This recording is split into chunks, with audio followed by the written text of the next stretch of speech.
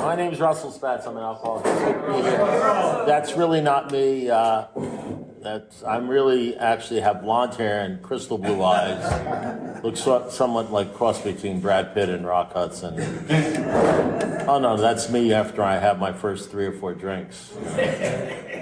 So I'm an alcoholic. It's good to be here. So I've got a little. We're going to cover a few things, and so what's happening is I'm leaving on a trip that I've been complaining about or reporting about. It's terrible. I really don't want to go. I'm on a 3-week cruise to the Holy Land and Turkey and Egypt and all those places, and with my wife and about 100 other and about 100 or 200 AA people, which is the only reason I'm looking forward to it. But I have to get on a plane. Here I am whining about it. It's like a report. We've got to fly 13 hours. We got to Athens. So at 73 years of age, I'm not really big on flights anymore. I don't know anybody here fans of flying? I mean, I don't know. That's because you haven't been on a plane lately. In any event, so because of that, I'm leaving November 1st. So what I'm doing is I'm doing steps 10 and 11 tonight, which are easily sort of mushed in. I can do that, although they really deserve their own deal. You know what I mean? But I'm going to try to, give some, whatever small amount of minor insight I can give you. I'm in my 42nd year of sobriety, so I've been doing this or trying to do this thing for a while, and all I can do is share with you my experience. That's what this is all about, my experience, strength, and hope. My experience doesn't have to be your experience. You don't have to get pissed off at anything I say. I don't mean to hurt anybody's feelings. It's just something that happens every time I open my mouth. I'm a lawyer, nobody likes me and all that shit. And I managed to piss off a guy with 30 years sobriety the other day. So I just said 3 words to him. I didn't even mean anything by it. I said, money talks and bullshit walks. And he got pissed, you know what I mean? He thought I was saying he was full of shit. And, I was like implying it. It was like an implication, But I was just being straight with him, and it's just we got guys from New York here. You understand that, What's the bottom line? The bottom line is I think you're full of shit, But in any event, be that as it may, I'm going to just tell you my deal. And there's no need to get upset. I'll probably drive home and say, why did I say that? I'll change my mind. I'm just going to go straight out what I have on my heart, and that's the deal. And this is actually a great.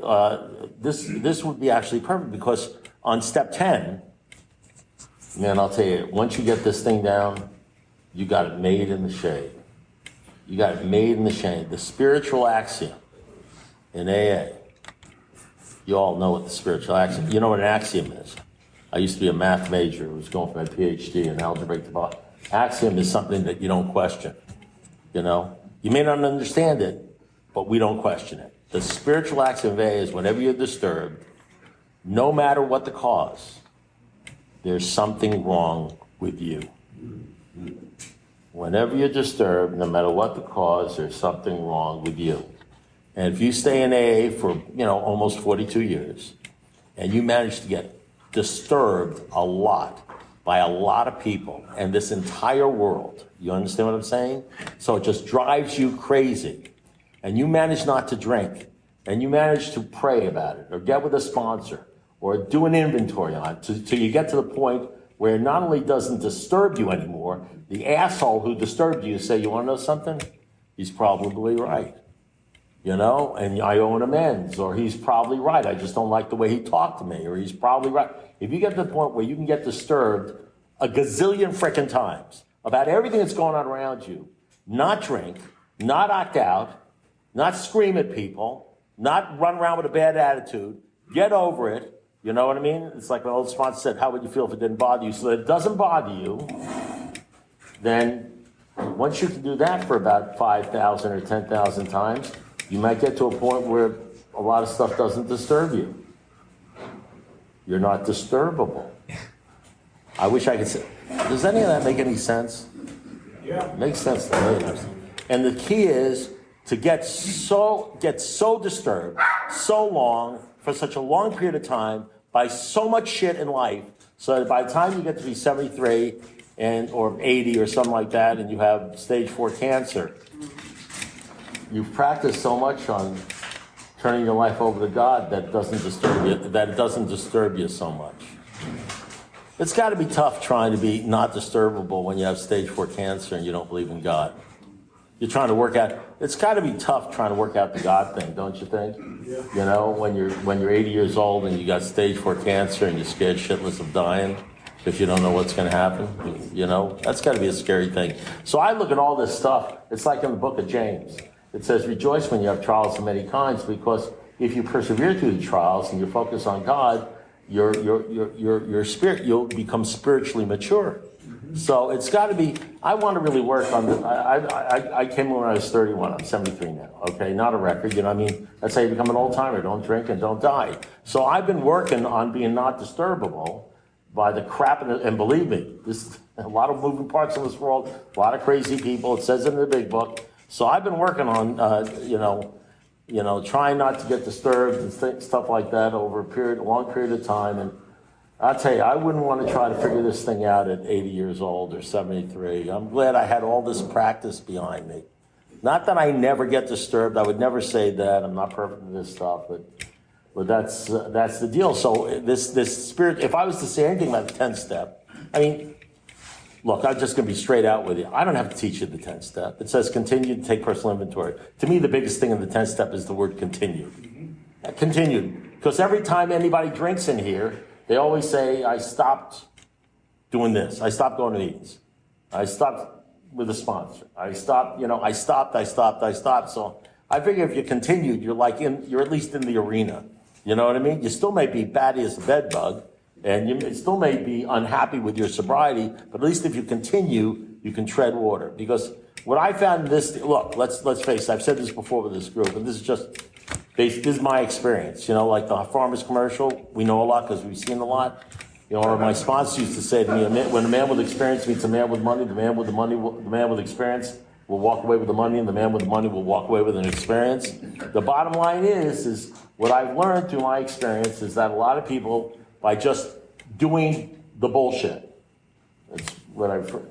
I just say stuff to piss people off because I like doing it, and I figure I'll help you, because if I piss you off and you say, I hate that guy, Russell, he's so full of shit, he's such you know what I mean? If I piss you off, then it gives you something to work on, like homework.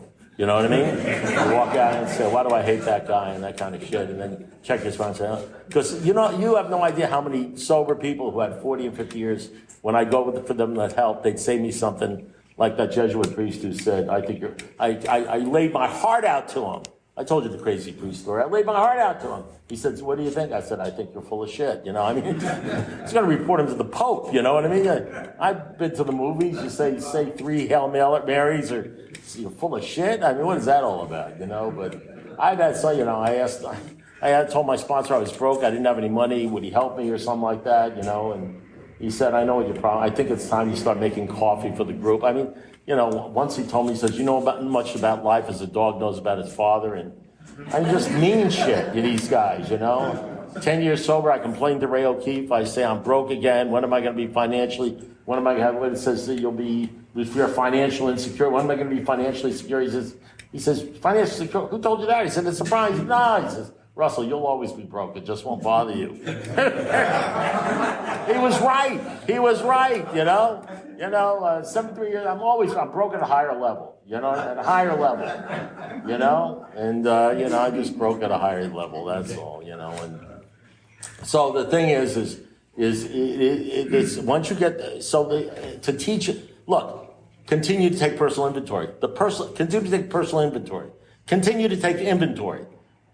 The only inventory they talk about in the book really is continue to take the same inventory you took in the 4th step. Now, yes, they say this part checks and all this sort of stuff, because if you practice this over and over again, like wax on, wax off, and everything like that, you can actually get pretty good. You can take when things get really, really bad for me, which I got to be honest, it hasn't happened in a long time, because I immediately spot when I'm disturbed.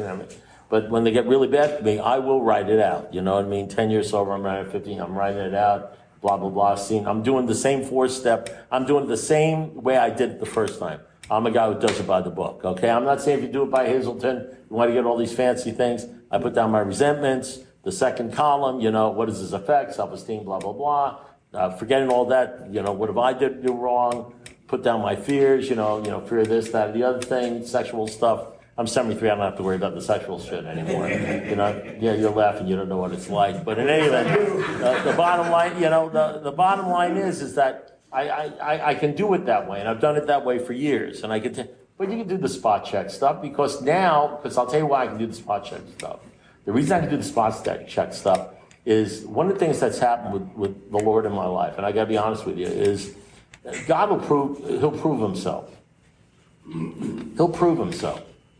I'll tell you what, he will force you to let him prove yourself because life will go on. And, no matter how many times you say the serenity prayer, hold hands, whatever the hell you do, the bottom line is you're always going to walk away, well, he saved me this time, but he's not going to do it next time. You'll always walk away with the fear that, does he really exist? I don't know. I think I'm a dead chicken. You'll always have that anxiety, for 10, 15, 20 years, however long you'll have that anxiety. And you'll always be back there and you'll say, when is, that kind of stuff. And what will happen is he'll prove himself to you because I'm a stubborn, godless sort of guy. Alcoholics don't like the God thing. That's why they have in the agnostics. This is where the hackles in the neck. We tell them the truth. We wrote a book. We've got to talk about God. Here's what we don't like the God thing. So it really takes more than one fiasco, one drinking fiasco, one something fiasco to really get to the point. It may take 20 years. For me, it took 25 years, to be honest with you, to get to the point where you wake up in the morning and you're not worried about stuff because God's going to handle it. You go from turning your life over to living a turned over life. And once you live a turned over life where you trust in God and you're focused on him, like they say, rocket in the fourth dimension, the great fact exists nonetheless, he becomes the centerpiece of your life. You're absolutely convinced. Being convinced is a very important thing. We're going to talk about that. Being convinced that he lives in your heart and mind. What if you were really convinced that God was on your side, that he was really helping you, and even when you go through bad shit, you knew it was going to turn out, man, your life would be like a push. You know what I mean? Yeah, but the problem is you're not convinced. You have doubt. Half measures avail you nothing, and that kind of stuff. And it doesn't get the whole thing done. It's got to be more than just, sort of like a dilettante sort of dabbling on this deal. So the bottom line is, so what happens is, once you finally get to the point where over and over and over and over and over again, you go to God and says, blah, blah, blah, this was happening in my life, it's so bad. And then this happened. And it was like God, it was like an amazing thing. And then you believe in God for like a nanosecond. And then it's next Tuesday and you're all fucked up again. You know what I mean? And it's over and over and over. But he'll prove himself to you. He'll prove himself by you not drinking. Even though he'll prove himself because you'll say that inspirational thinking. Something will happen and you'll say shit will come out of your mouth. Somebody will say something, somebody will do something, and stuff will come out of your mouth that's perfect. Or stuff won't come out of your mouth, which is amazing. And you'll go to your group and you'll hear something like this. This happened and that happened, and I said this, or I didn't say that, or I didn't react, and you'll say this. This is what you'll hear in AA. And that isn't me. And believe me, it ain't you. You know what I mean? You want to make sure, whatever you do, you want to make sure you never show up. The one thing I want to make sure here is that I never show up. Because I know who I am, because I lived with myself for many years, so I know exactly what my deal is. I want to make sure, because you want God to show up in you. And let him, remember, we don't apologize for him, we proclaim him. All men of faith have courage, they trust their God. You can tell when you don't really trust God, when you're scared to talk about him at meetings. I'm not convicting anybody. If you get upset by what I say, well, just remember, whenever you're disturbed, no matter what they call you, ought to look at that. If you're scared to talk about God, if you're scared to talk about the Lord, if you're worried to use the word God, if you always have to use higher power because you're worried that somebody won't like you or stuff like that, you're not really sober.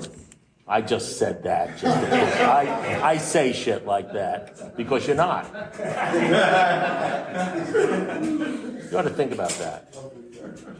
You guys want to get to the point where you lose fear of people in economic insecurity and you hang around these rooms where the whole book talks about God. We have to talk about God. See the relation with him is right. The great events come to pass for you and countless others. It says, but we won't know you. We can't be sure, but because your real reliance has to be on God, he will show you how to create the fellowship you crave. God, all of the roles. And nobody talks about God in AA. They say HP, because I guess that's a cool way of saying that you sort of do this thing, but you don't want anybody to think you really believe, or stuff like that. So you find yourself telling people bullshit like you believe in God, but you make sure nobody actually knows you're anonymous, that nobody knows that you really believe in God, because you don't talk about them, because you're worried about what they're going to think about you. Well, listen, I was like that. I understand that deal, but just understand, whenever you're disturbed, no matter what the cause, there's something wrong with you. And if you're in that situation, you're just growing up, but you're not really sober. You're not emotionally sober. You're not sober based upon the people I hang around. You're sort of like kind of sober. Well, you know what you're doing? You're not drinking. You know, a lot of people think it's the power we're looking for. We're not looking. Look, there's a power that's available in AA that'll stop you from drinking. Most people can make, just by doing it by the numbers, just by doing the steps by the numbers, they're seemingly doing them, they can stay sober, they can stay dry for 20 years. Most of the guys that call me up on the phone now got anywhere between 15 and 30 years, 35 years, 37 years. I get calls from guys that have stopped the drinking and they're suicidal, or they're miserable, or they know there's more. That's the guys I get the call from. It's always the same thing. They haven't surrendered. They haven't done the second surrender. The surrender that happens when you're 30 years sober and you're going to meetings and it's not helping you, it's just keeping you treading water, not sober, but somehow, some way, you know there's something you haven't got, you haven't been rocking in fourth dimension existence, there's something wrong, and you're scared to talk about it in meetings because you got false pride, you got 30 years, what are you going to say? There's, all this shit, you're not going to say it, and the bottom line is, and you don't know what it is. So what do you do when you're going to AA and you're going to meetings and it isn't working?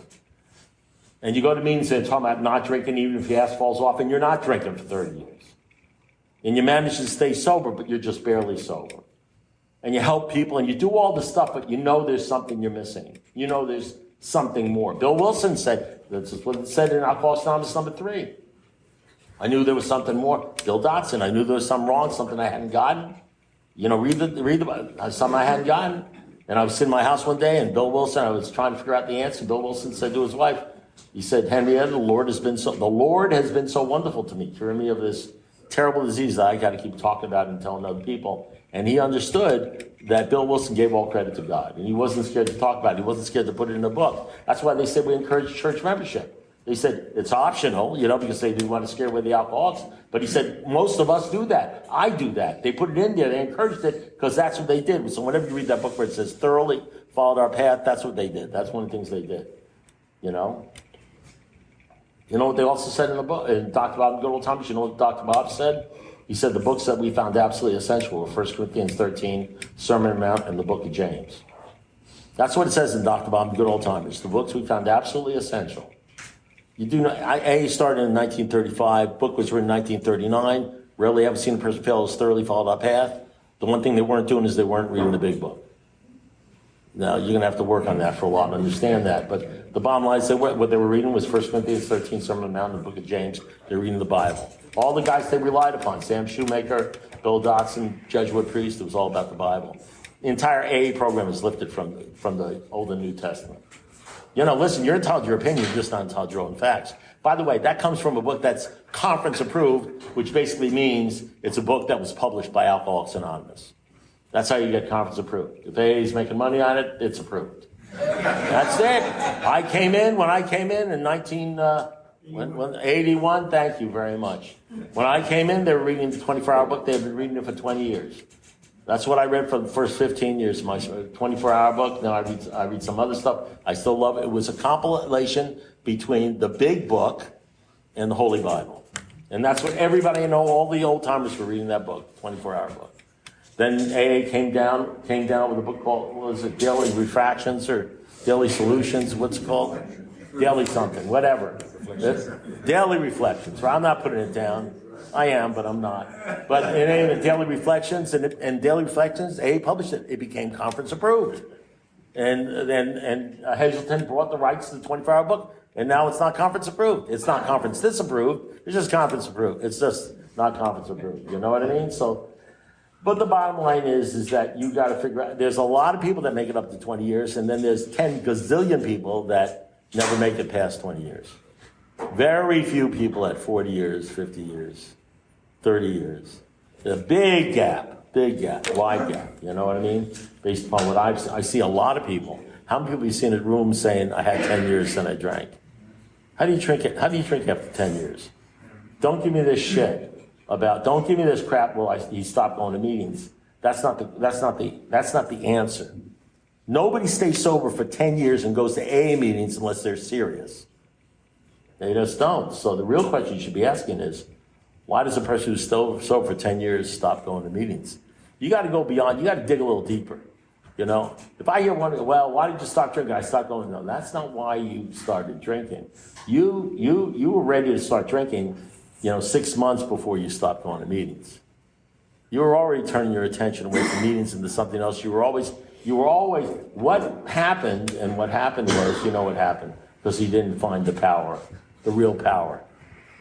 Because the power is not the power. There is a power that's available to everybody, and it keep you sober for a long time. It's a power.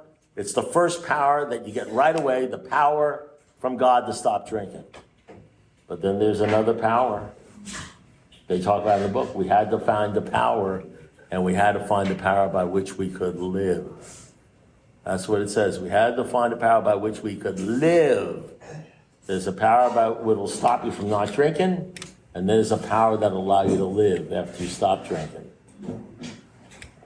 And that's what I had to find, because the world doesn't change, and we have that dis-ease, and that's the thing I had to pay. So one of the things so you learned about, so the 10-step, it's like the 4 steps, it's in the book. They have a chart, you have a sponsor, anybody that's in the 4 knows you can do a spot check. Once you actually get to the deal where you actually believe, I don't want to ask anybody to raise it, how many people actually believe, think about it, that whenever I'm disturbed, no matter what the cause, there's something wrong with me? Think about it. Now, I'm not saying you don't get pissed for 30 seconds or for a minute or maybe even 5 minutes. But how many people, after they get pissed and they're angry and they can't believe this has happened, how many people actually say to themselves, I got some sort of problem. Why is this bothering me? Because once you get to that point where you buy into that 10-step spiritual axiom, you got it made, because then it's not that deal, it's you, and then you're going to do some sort of inventory, you're going to start thinking, what's wrong with me? You're going to talk to a sponsor, you're going to talk to somebody, and you're going to get some help. Every time you overcome a problem by not worrying about it and not being mad and not getting bad, at a person, maybe a personality of a person that pisses you off, this particular, I hate this guy. I just hate this guy. I hate this son of a bitch. I hate my boss. I hate this guy. Every time you overcome by that spiritual change, ideas, emotions, attitudes that that run our lives, our lives are shifted over. We become dominated by a whole new set of ideas. Every time we have a spiritual change where our mind changes and the way we relate to things, and all of a sudden it goes from, I hate that guy, to where the guy doesn't bother you anymore. I'll tell you, I'm married 40 years because it just don't bother me anymore. Now listen, my wife is incredible. I have an incredible wife. I really do. I'm saying that sincerely, not because she might be watching. You understand what I'm saying? No, I have an incredible wife. I was very fortunate. I'm blessed to have an incredible wife. But I got to tell you something. One of the reasons I stay married to anybody because of my personality is because it's hard for two people to live together, especially if they're strong-willed. My wife is strong-willed. Let me tell you something. She's a member of Al-Anon. It's a horrible situation. Our ladies are perpetual revenge. Well, let me tell you something. You get to the point where it doesn't bother you. I have sponsees that follow me around that have marital problems. And, they watch me, they see how my wife interacts with me and what she says and everything. He said, did you hear what your wife said? I said, no, what she said. You got to really get selective hearing, I've gone through that story with you guys before. I want to really get into the 11th step and stuff. But so the point is, the 10th step is you're just going to do it over and over and over again. Wax on, wax over and over and over again. Over and over and over again, And you're going to ultimately either going to accept the spiritual axiom. It's going to be part of your thinking. You're going to catch yourself. You're going to be hating somebody or mad at somebody. Now, at first, you're going to be pissed at somebody for a week. That's shitty. That's a crappy thing, If you ever get to the point where you're thinking about the same thing for a week, the same person for a week, and all that sort of... Oh, by the way, what I do want to tell you this is a good thing, is like if Paul bothered me, I just don't like the guy. I just don't like what he talks. I don't like the way he talks to me. You know, I ever get to the point where he doesn't bother me anymore, where I'm perfectly okay, no matter what he does. You know something? I have killed off all the Pauls in the entire world. Everybody who's like Paul, whatever it is in his personality, I've killed them off. You know what I mean? You know, I mean, if you get to the point where you actually like me, you know what I mean? I mean, and you're not pissed at me, then you will not have any problem with every know-it-all, egomaniac, you know, idiot in the entire world. Every jerk in the world, you'll be fine. You understand what I'm saying? I'm like doing you a favor. This is like a spiritual MRI. This is, I should get paid. I should get a co-payment for this shit. You know, giving you guys this stuff, you know? So that's the way it works. The more people that piss you off, the more things you get over, the more things you find about yourself by why this thing is bothering you. It's like my sponsor said to me at 10 years, you know, I told you that story, I'm not going to tell it again. He said, you know, why are you upset? Well, blah, blah. That's not why you're upset. Well, she did. That's not why you're upset. Well, that's not why you're upset. He says, you know why I'm upset? He says, yeah, I know why you're upset. Well, why am I upset? Because you're upsettable. What the hell is this shit? I'm upsettable. It's like Zen, you know? I'm yelling at my sponsor and everybody. The guy bounced the $500 check on me. He bounced the $500 check. For 1 week, I'm talking about the guy bouncing a $500 check. He says, let me ask him, how would you feel if it didn't bother you? I don't understand the question. How would you feel if it didn't bother you? I don't understand the question. How would you feel if it didn't bother you? I said, I don't understand the question. How would you feel if it did? You mean if it didn't bother me that he bounced the $500 check on you? Yeah. How would you feel if it didn't bother you that he bounced the $500 check on you? Well, if it didn't bother me, I'd feel fine. He said, there you go. What the hell? You know what I mean? There you go. Yeah. So that's tense, you know. So you learn that you're going to be practicing it, continuing to, and that'll keep you sober. That'll keep you sober because resentment is the number one offender. But the bottom line is, you know, continually doing all these steps, all this stuff ain't gonna work unless you get the main thing down. The main thing down. That's why the 11th step happens for the 10th step, because the main thing is improve your conscious relationship with God, because the whole point is God. You know, that's what it says. It says God has to become the centerpiece of your life, central factor of your life. That's what it says. You want to be rock. You can either be in the not drinking club, which most people are in for the first 10 or 15 or 20 years. Bill Wilson, at 23 years sobriety, went through a crisis. Everybody knows about it. Well, if you don't know about it, I'll tell you.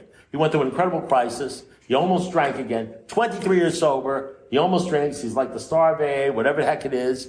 And he wrote an essay called Emotional Sobriety. He said the real problem with alcoholics is unhealthy dependencies. Because even at 23 years sober, he realized that he had moved God out of the center of his life. And it was all about AA and the AA groups, and it was all about other things, but God, his life did not center upon God. Let me tell you something. You know, 9% of the meetings I go to, if I have one other person come up to me, and I don't mind this, but I say, I'm not the only one who sees this. They come up to me, after I'm done talking, they'll say, I've never heard anything. The stuff you're saying, I never hear that in any AA meetings. I said, sure. You want to go to a place where they never talk about God, just go to an AA meeting. They'll talk about relationships, meaning sexual and romantic relationships. They'll talk about everything in the world. They ain't going to talk about God. You know why? Because they have that real problem that centers in your mind, not your body, not your drinking. They want other people to like them. They're alcoholics. Please don't resent me, alcoholic. Please don't talk bad about me, alcoholic. Because they have no self-esteem whatsoever. Because they're like most alcoholics. They have that problem. They think they're unworthy, and they think they're pieces of shit. And they get their worthiness by what they think other people think about them. You understand? So they're always trying to either blend in or say something that won't piss off people because they couldn't handle the fact that somebody might not like them. It's a horrible knowledge. It's a horrible way to live. And really, quite frankly, it's alcoholism. It's the real alcoholism that centers in mind. Unless and until an alcoholic accepts his alcoholism and all its consequences, his sobriety will be precarious and true happiness will find none at all. That's conference approved. And one of the consequences of being an alcoholic is you worry about what other people think about you. You know, you can always tell when people worry about what other people think about them because they say things like, I don't give a shit what other people think about me. As soon as somebody tells you they don't give a crap what other people think about them, you know they're worried about what other people think about them, because people that really don't worry about what other people think about them never say that shit. You know, they say pass the ketchup or something like that, because they don't even think in those terms, okay? So then here's the interesting thing. Now, how many people have done the second step? You raise your hands. How many people? Everybody's done the second step. This is going to be a test for you. This is going to be a test. I'm going to test you now. Because why shouldn't I have fun at 73 years of age? Why shouldn't I have fun? So what's the second step about? Does anybody want to throw out a word? Open-mindedness? Okay, well, I'm going to throw out some. How many think the second step is about being tolerant? Being open-minded? You guys have never heard that? Open-minded, tolerance. Isn't that what they talk about? Contempt prior to investigation. Is the second step where they talk about contempt prior to investigation? It's keep you in everlasting ignorance. Isn't the second step where you become open-minded to God and everything like that? So you guys have all done that thing. You're solid with that deal, right? You're all open-minded and tolerant. Okay, good. Okay, so here we go. Okay, so the first quote I'm going to give you is from the book of Matthew. It's Matthew 5:23. Oh, he can't do that in age. Sure I can. You can do anything you want to do. Sure I can. I can do whatever the hell I want. This is just my deal. So let me read this to you. This was a talk done, it was at a step series done in around 31 AD. Okay?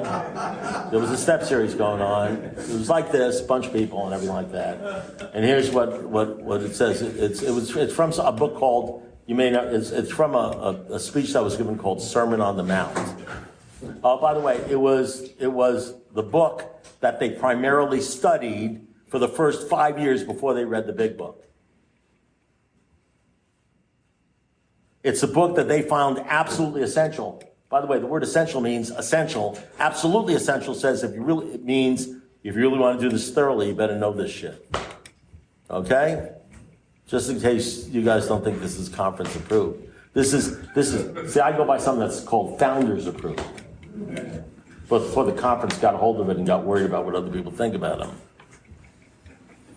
Okay, here's what was said in the Sermon on the Mount. Therefore, if you are offering your gift at the altar, you're trying to get in touch with God, offering a gift at the altar, and there you remember that your brother or sister has something against you. You've screwed up. You've hurt somebody. Forget the gift. Forget getting close to God. Leave your gift there. First go and be reconciled to them. Make amends to them. And then come and offer your gift after you make amends to them. Now, just do me a favor. Put a staple in that in your mind for a second. Just for a second. Okay?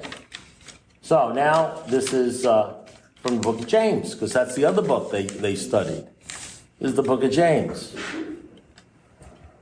Consider it pure joy, my brothers and sisters, whenever you face trials of any kind, because you know that the testing of your faith produces perseverance. And let perseverance finish its work so that you may be mature and complete, not lacking anything. If any of you lacks wisdom, ask God, who will give generously to all without finding fault, and it will be given to you. Now listen, put a staple in what I'm about to tell you. This is the book of James. This is what they were studying.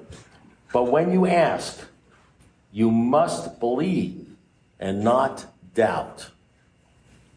Because the one who doubts is like a wave of the sea, blown and tossed by the wind. That person should not expect to receive anything from the Lord. Such a person is double-minded and unstable in all they do.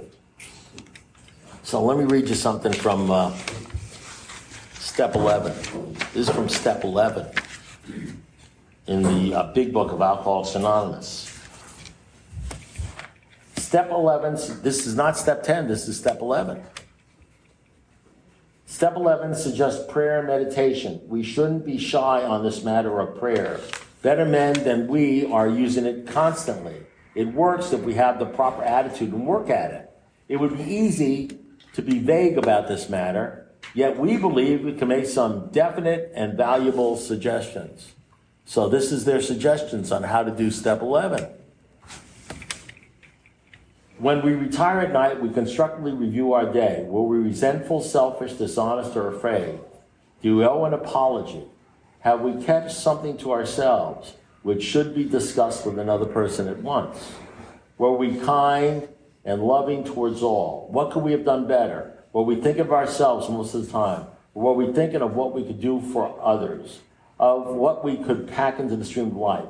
But we must be careful not to drift into worry, remorse, or morbid reflection, for that would diminish our usefulness to others. After making our review, we ask God's forgiveness and inquire what corrective measures should be taken.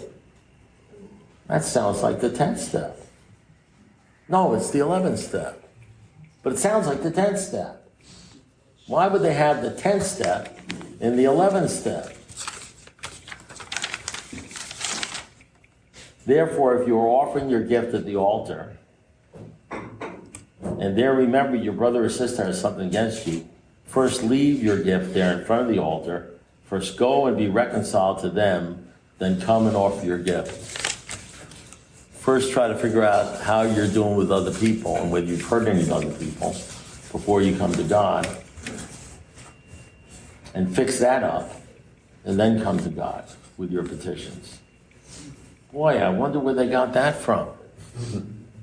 Boy, lucky Bill Wilson invented Alcoholics Anonymous and the program of recovery. Oh, what was this line? Well, when you ask, you must believe and not doubt, because the one who doubts is like a wave in the sea, blown and tossed by the wind. That person should not expect to receive anything. Half measures avail you what? We stood at the right, avail you not. Half measures avail us nothing. There is no middle of the road solution. Man, people don't understand. They have no idea. They're anti-Bible, they're anti-this, they're anti-God, you can't do this, and they have no idea where this whole program came. They don't have a clue where this program came from or what they're actually reading. They don't have a clue because they're ignorant. And not only are they ignorant, you know what they are? They're contemptuous and they're closed-minded. The most closed-minded people you'll find are in Alcoholics Anonymous. And you know why it's a sad thing? Because they think they're open-minded. But the good news is this. We have something that will actually help you out with that closed mind. It's called alcohol. Every once in a while, the alcohol comes through the AA rooms and wipes out all the bullshit. All the wise guys, all the guys who are rolling their eyes whenever God is mentioned, all the mockers, all the chucklers, all the laughers in the back of the room, it just wipes them out. You know what I mean? That's what purifies the group. You know? I mean, if all the crazies stayed in here, we'd be having fistfights all over the place. You know what I mean? Every once in a while, the hot shots who think they know everything and they're smarter, the HP guys, you know, all those guys that just want to remain cool and not have anybody think that they really, you know, believe in this shit and, you know, they really think it's just about doing a 10th step or doing a 4th step or going to a meeting every once in a while or that kind of stuff. Every once in a while they get to the point where they got, like Bill Wilson got to the point, like I got to a point like that, where they take where they hit the second bottom in AA. Some people hit the second bottom and they drink again. That's unfortunate. Sometimes keep on drinking. They say, I've been in AA for 32 years and now I got 90 days, you know? Sometimes they keep on drinking. Sometimes, like happened to me and Bill Wilson, you hit an emotional bottom. You hit an emotional bottom. And you get down so low, you finally give up the ghost. And you go ask for help from somebody who's got more time or whatever, and they tell you to do shit. They tell you to do something. Because most of us do AA the way most people do AA. You do everything in the big book. You sponsor people, you do everything, right? Except the stuff you don't want to do. Isn't that the way you guys work? You guys do everything that you want to do, except you don't study the Bible. You don't go to, even though they say we encourage church membership. These are the founders, we encourage it. You don't do that, do you? You know what I mean? As a matter of fact, not only do you do that, you resent people that even suggest it, like the guys in the big book. Because the truth is, you don't want to do everything they're talking about in the big book. You don't want to do that stuff, you know? So then it says, after all that stuff, it says, on awakening, let's think about the 24 hours ahead, considering our plans and all that stuff. It says, under these conditions, we can employ our mental faculties with assurance, for after all, God, there he is, not HP. God, see, they weren't scared. They did not throw out the baby with the bathwater. You know what I mean? They understood there were some guys. They had that one atheist. You remember the atheist? You know that guy? The guy that drank again. You remember that guy? Okay? Under these conditions, we can employ our mental faculties with assurance, for after all, God gave us brains to use. Our thought life will be placed on a higher plane when we are thinking is cleared of wrong motives. In thinking about our day, we may face indecision. We may not be able to determine which course to take. Here we ask God. They weren't worried about that stuff. They're not worried about the stuff people are worried about in AA today.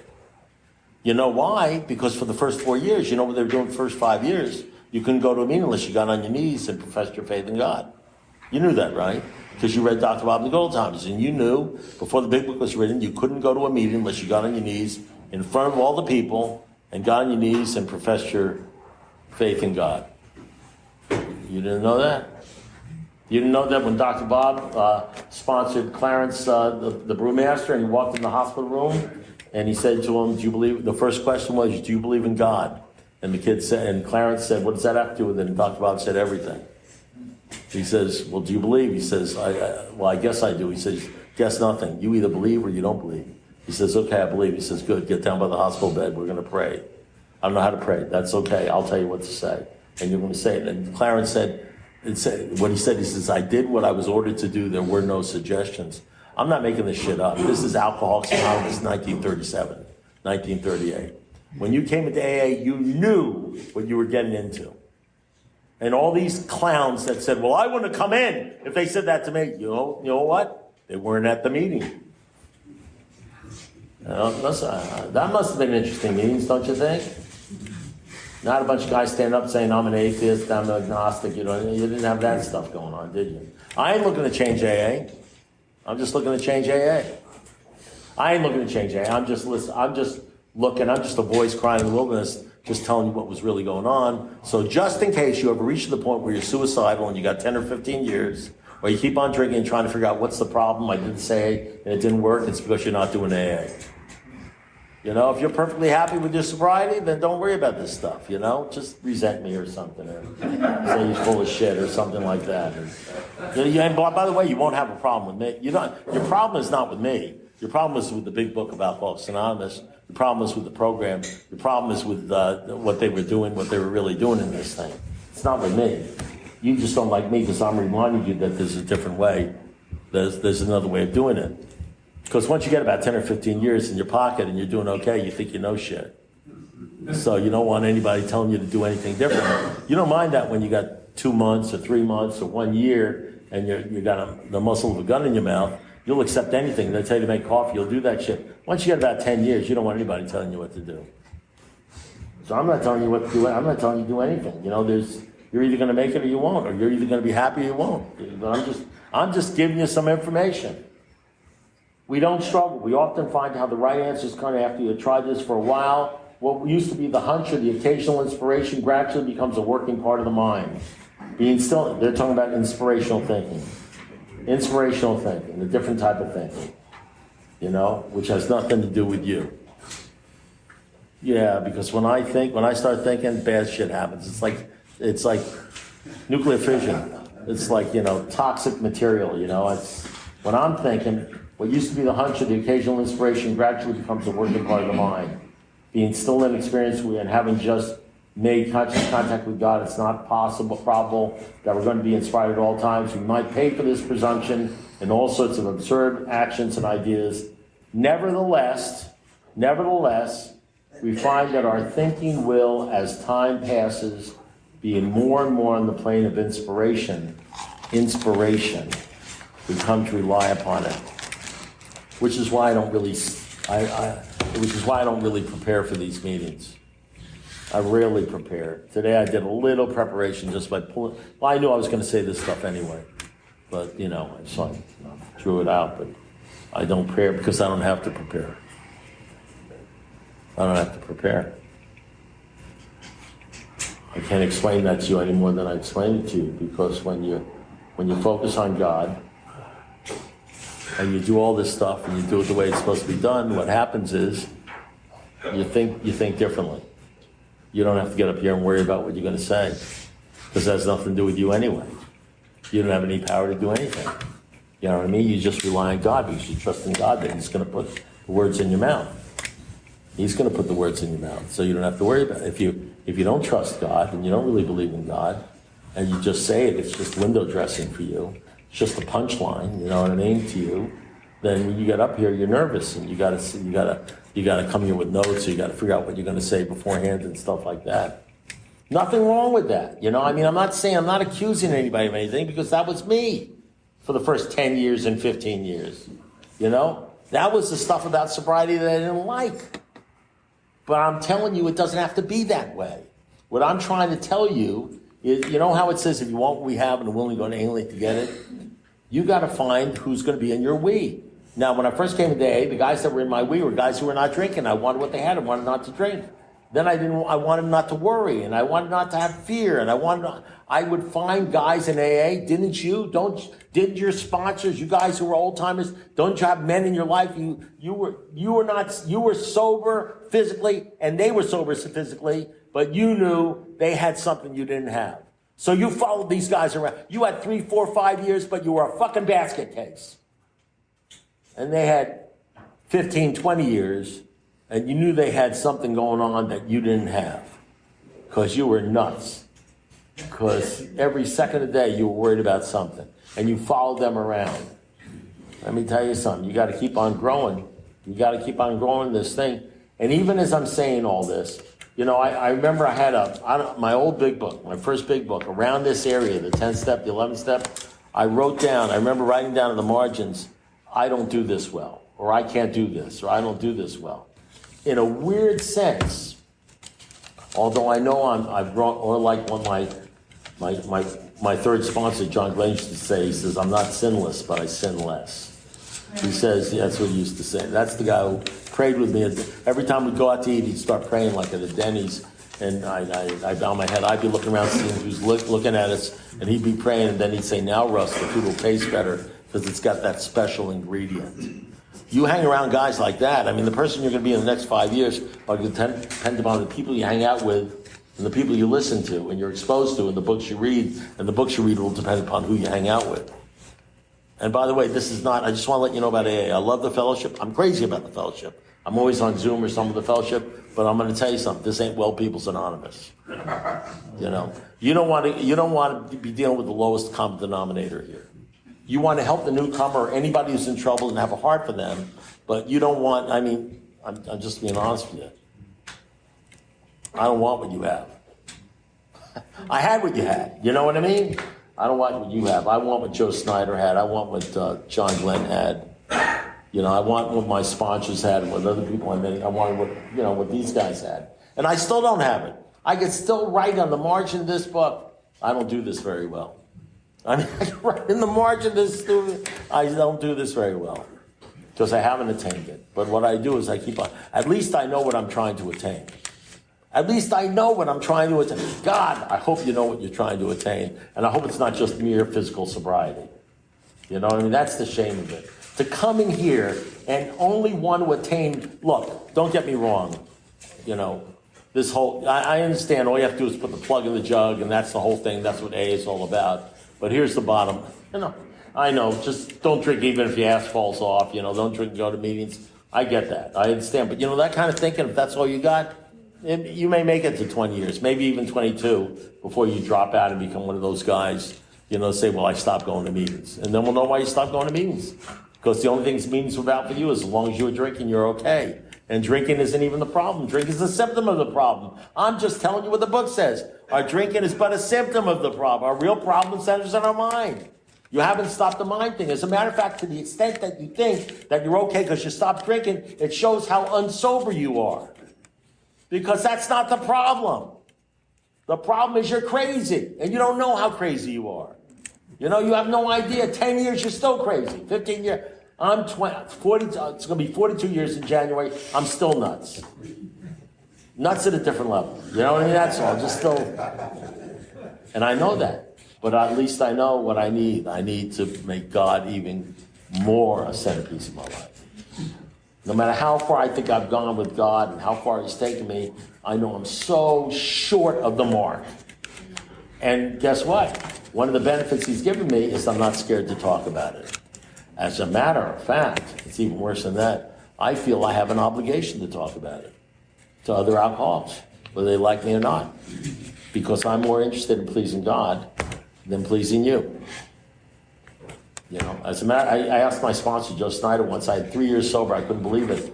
I said, "You still get resentments?" He said, "Listen to what he said." He said, "Get them, I give them."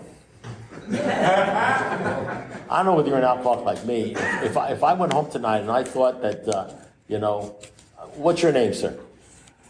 You. Bradley. So if I went home tonight and I thought I pissed Bradley off, Bradley didn't like me, he walked out of the room, you know what I mean?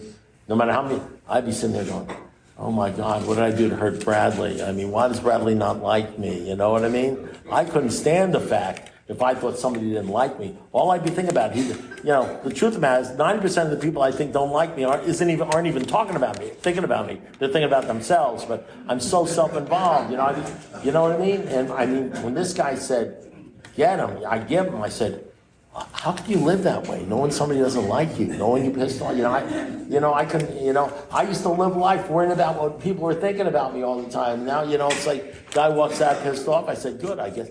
Good. You want to know something? He's going to be thinking about me for a long time. I won't be thinking about him, but he'll be thinking about me. He'll have to resolve that deal. So, I mean, it's a blessing, really, to get rid of that kind of bondage. It's a freedom. That's what this is all about. It's a freedom from bondage of worrying, of being self-centered and worried about what people are thinking about you. And these are people that aren't even paying your Visa bills.